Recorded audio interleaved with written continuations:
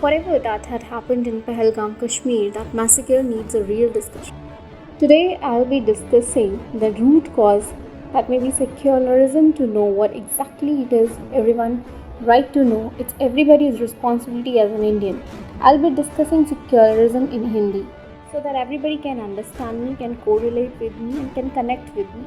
Secularism, जिसको हम लोग धर्म निरपेक्षता कहते हैं, वो स्टेट के द्वारा किसी विशेष धर्म को संरक्षण प्रदान करने से रोकती है। यह एक विश्वास है कि सरकार, शिक्षा, समाज आदि पर धर्म का प्रभाव नहीं होगा। धर्म निरपेक्षता का अर्थ किसी के धर्म का विरोध करना नहीं है, बल्कि सभी को अपने धार्मिक विश्वासों एवं मान्यताओं को पूरी आज़ादी से मानने की छूट देता है। The 42nd Amendment of the Indian Constitution, enacted in 1976 during the emergency, जो कि इंदिरा गांधी द्वारा लगाया गया था, इसके तहत समाजवादी, धर्मनिरपेक्ष और अखंडता, ये 3 शब्द जोड़े गए थे, जिससे भारतीय संविधान का मूल रूप ही बदल गया, जिसे इंग्लिश में सोशलिस्ट, सेक्युलर एंड इंटीग्रिटी कहा गया। और यही वजह है कि इस 42nd अमेंडमेंट को मिनी कॉन्स्टिट्यूशन भी कहा गया, because it brought significant changes in this constitution। अगर हम इसको और आसान भाषा में समझें, जो भारत सरकार है वो धर्म के मामले में तटस्थ रहेगी, उसका अपना कोई धार्मिक पंथ नहीं होगा इस अमेंडमेंट के दौरान, तथा देश में सभी नागरिकों को अपनी इच्छा के अनुसार धार्मिक उपासना करने का अधिकार होगा।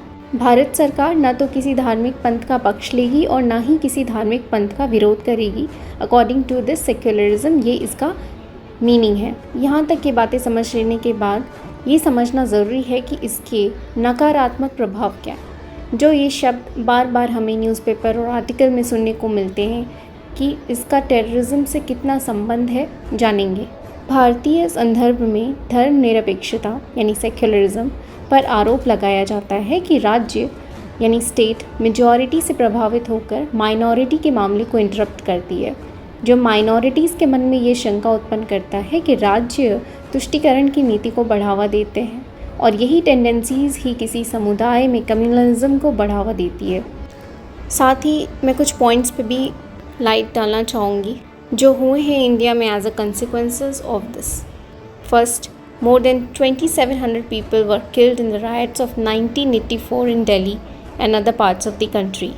Second, forcing thousands of Kashmiri Pandits to leave their home in the valley in 1990, 1992 और 1993 के दौरान मुंबई राइट्स, 2003 में गुजरात राइट्स हुए in which more than 1,000 people of the Muslim community were killed. Religious and racial attacks under the pretext of stopping cow slaughter.